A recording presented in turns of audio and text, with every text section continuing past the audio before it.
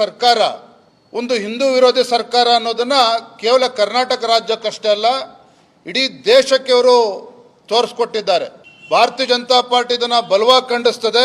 ನಿನ್ನೆ ದಿನ ನಾವು ಆ ರಾಮನ ಪ್ರತಿಮೆಯನ್ನ ನಮ್ಮ ಮೈಸೂರಿನ ಖ್ಯಾತ ಶಿಲ್ಪಿ ಅರುಣ್ ಯೋಗಿರಾಜ್ ಅವರು ಅದನ್ನು ಕೆತ್ತನೆ ಮಾಡಿದ್ದಾರೆ ಅಂತೇಳಿ ನಾವು ಬಹಳ ಸಂಭ್ರಮದಿಂದ ನೆನೆ ಇದ್ವಿ.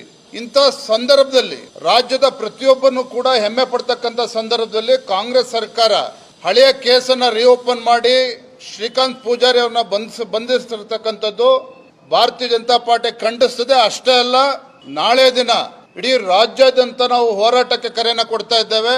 ಎಲ್ಲ ಜಿಲ್ಲಾ ಕೇಂದ್ರಗಳಲ್ಲಿ, ಬೆಂಗಳೂರು ಮಹಾನಗರದಲ್ಲಿ ಫ್ರೀಡಂ ಪಾರ್ಕಲ್ಲಿ ನಾವು ಬೃಹತ್ ಪ್ರತಿಭಟನೆಯನ್ನು ರಾಜ್ಯ ಸರ್ಕಾರದ ವಿರುದ್ಧ, ಈ ಹಿಂದೂ ವಿರೋಧಿ ಕಾಂಗ್ರೆಸ್ ಸರ್ಕಾರದ ವಿರುದ್ಧ, ಈ ಹಿಂದೂ ವಿರೋಧಿ ರಾಜ್ಯದ ಮುಖ್ಯಮಂತ್ರಿಗಳು ಸಿದ್ದರಾಮಯ್ಯನವರ ವಿರುದ್ಧ ನಾವು ಹೋರಾಟವನ್ನು ಮಾಡ್ತಾ ಇದ್ದೇವೆ.